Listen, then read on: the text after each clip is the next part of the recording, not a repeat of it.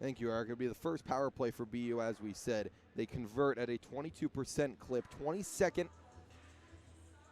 in the nation, and they converted yesterday off the stick of Brian Carabas as he put in the fourth goal against Air Force. Off the draw, it's Mosley in the left side corner. Good forecheck from Skoog. They get it past Wilmer and all the way down, and the Huskies start this one off with a clear. Yep, BU. It's a prime opportunity, like Eric mentioned, to draw something up. See if they can erase this deficit. Okay. Brown, right side circle, cross-ice pass for Wilmer just in front of him. Waiting with it at the blue. Skating to it is O'Brien. Skoog to Wilmer. Couldn't get much set up just yet. A lot of bodies around the boards and a lot of physicality. Brown. Now O'Brien, who has a little bit of room, to Fensori. Down to O'Brien, right side circle, to Fensori shooting. Blocker save from Pietla as he punches that one out, and it'll be a one-on-one as Mosley skates with it. Mosley and Fensori. Mosley shooting, and it goes over the crossbar. Great defense there from Fensori. Tuck to Brown. Takes a hit from Thorne, gets it back to the blue. To Hudson at point. Gets it from Green. Lane to Quinn. Quinn in the circle. Cross-ice pass. Shooting. Saved by Pietla. Thorne to the rebound and backhands it all the way out. You have all sorts of bodies and eye candy there in front of Pietla, but stuck with it. Nice save. Hudson to Kappen. And he gets it in deep. Green, the second to the puck, and there'll be another clearing attempt from this MTU PK, which has been top of the nation. 6th coming into this weekend, killing off penalties at an 86.3% clip. Hudson into the zone with 3 to go on this man advantage. Now a battle along the wall. Lane, cross ice to Green. Green trying to find Tuck as we're back to even strength. Tuck loses it, flipping it out, but not all the way out is Weber. Weber takes it, pass in front, and Pietla makes the stop on a long shot taken from Zabane. So 5:09 to go here in the second as we have some nice pleasantries in front. Yep. Well, a great penalty kill there for Michigan Tech, like you mentioned, one of the best in the country. And for BU, an opportunity to get it within one, slipped away, but still, 5:09 to go in the second, a 2-goal deficit. Not too bad. And we'll bring you inside the booth here at Mullet as we take a little bit of a, sweeper along the ice. But Hayden, BU has really gotten into it here in the second period. They've started to really find their footing, and there's been a little bit more space for them to work. That they have, and that could be a testament to what Coach Bandolfo said in the locker room between periods. They've been able to draw some better plays up, better opportunities, better looks, and I think that might lead to more goals as this game goes on. You usually see one goal come, and then, the dam breaks open, and then it's offensive chances back and forth. That's not what it's been. Michigan Tech let up the goal, and now they've kind of got back to their system. Dylan, I'm going to ask you, what can fans expect out of this game on Saturday? Well, last year we had our championship at Oceanside, and it was 900 people, and it was still one of the loudest games I've ever been to. Now we have 2 of the bigger programs in Arizona, Notre Dame and Desert Vista. I'm expecting, as Kenny said, one of the loudest games, the just pure emotion and pure feeling from each fan. You go to a Coyotes fan game, you go to an ASU game, there are some suits over there. This is going to be everyone cheering on their side, loud and proud. It's going to be amazing. From the hockey side, because you've seen both of these teams play, you saw them and you called the games through the playoffs. What can you expect from the hockey side? Is this an evenly matched game? Absolutely. Each team has been playing their best hockey as we got into playoffs. Notre Dame, it took a little time to turn it up in the corners, in the quarters against Centennial, 11 seed. They were losing through 39 minutes, through almost the second period, down 1-0. They turned it on. They had an incredible third period. Their best game was probably yesterday, or Sunday it was, against Bash in the semis. And it wasn't even in the first 45 minutes. It was in the last 5, where they're down 2-0. Freshman Justin Kaplan scores. They tie it up with Jasmine with 1:15 to go, and then Tyler Posh, the senior, finishes it off. And then Desert Vista on their side, 9 straight wins. They come in with 6 straight in the regular season. Then, of course, in the play-in, they beat Brophy. Quarters, they beat their rival Shap. And then semis, they upset Pinnacle. So this team's as hot as ever. Do not look at them as their regular 5 seed. This team is as real as can get. So we look at Notre Dame, and you and I got lucky enough to call the game last year from Oceanside and watched Notre Dame play Pinnacle. This would be the 3rd straight state championship game for Notre Dame. What can we expect, and what players should we be looking for from that Notre Dame team? So Notre Dame, what I think, is fast. And I think very defensive as well. They're built from their defense. They're built from their net out. Their goalie, Makahan, played every single game this year. Only 1 loss in the entire year, and that was to Pinnacle back in November. But this team plays from their net out. When you talk about senior D-men, Evan Cobley, Connor White, then they have one of my favorite players to watch, sophomore D-man Adam Kaplan, who had the assist on the Tyler Posh overtime winner back on Sunday night against Basha.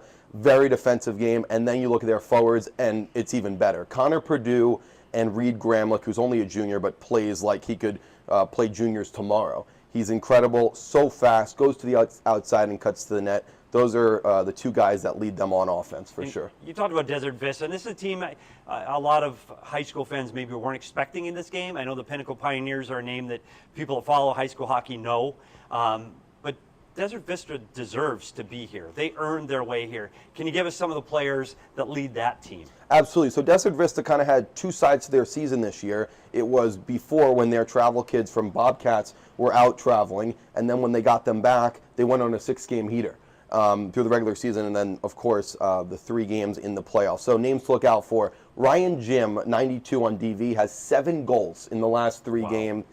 He had 4 against Pinnacle in the semifinals. He's been incredible. His line mate, the captain, Danny O'Reilly, 89 on their squad, is even better. He's one of the best skaters I've seen. And they're so deep, 3-4 lines they can just roll out in any situation. On D, you got to look at 19, Kelton Chadwick. He skates almost like a forward. He can jump into the play. He pinches in along the wall. He really creates an offensive pinpoint for this DV squad. And then on the back end, they have 2 great goalies, 2 seniors in Taggart Tamburo and then Aiden Biswanger. Biswanger played in the quarters and the semis, and he was really, really good, really stopped the puck and kept rebounds to the corner, which has been a problem of his in the past, but he's been really, really good. It's going to be a hard decision for Coach Mark Moynihan to decide on who to start for them. But 9-game win streak, and they're looking to make it 10. Okay, you've been calling games around the Valley, and you've been to most of the rinks in the Valley. This is calling a game in a mullet. What does it mean to you to call this game in this building? So, of course, everyone goes to games as kids. And I went to, of course, Nassau Coliseum. I went to MSG. I went to the Prudential Center in New Jersey. I'm from Connecticut. But this is just, it's an honor. It's an honor. It's everything I would have hoped for. I signed on with Kenny last playoffs, and we did it at Oceanside, and I thought that was the coolest thing of all time. And this year, just 365 days later, we're in a 5,000-seat arena where the NHL team Coyote plays and the ASU Sun Devils play. I am over the moon excited. Every single day I wake up with a smile.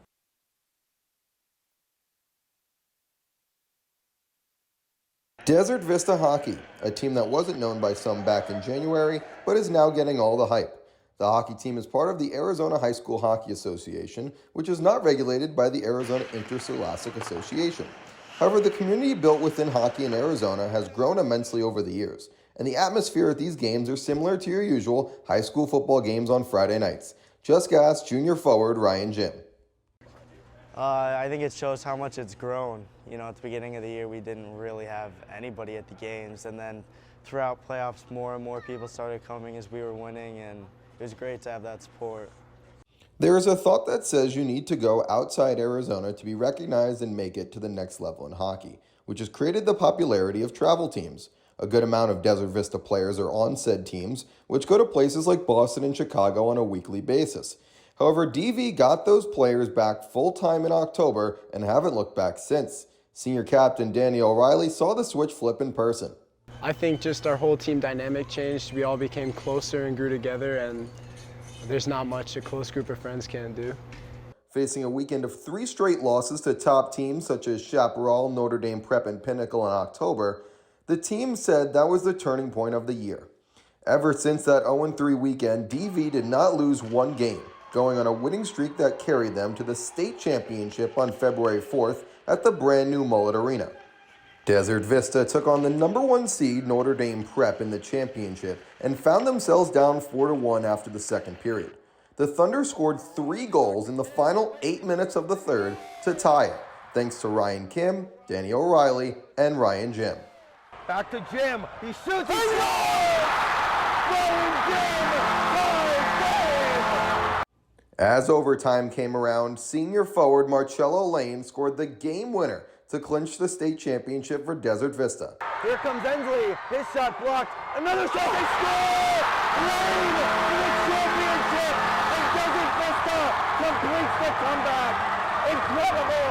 Incredible! Just how exciting was it on the ice? O'Reilly tells us what he saw. And to be honest, I didn't even really realize it went in at first, and then Marcello started jumping, and I was like, holy crap, we just did that. And then the rest is kind of a blur after that. After this state championship for Desert Vista, their first since 2004, O'Reilly has noticed that everyone knows about Desert Vista hockey. I mean, it has been absolutely huge, just walking around school, getting congratulations from everybody, people I've never talked to before, never met in my life. I'll be walking through Safeway and someone will come up to me and say, hey, congratulations. I mean, it's crazy. After winning this state championship, what's next in store for this Desert Vista team? Desert Vista has to come off their huge comeback victory, which was right here at Mullet Arena, and shift their focus to Nationals, which is at Plymouth, Minnesota, from March 23rd to 27th. Desert Vista's there to prove that they are the best high school team in the nation. Head coach Mark Moynihan is already looking to what's next when it comes to the national tournament.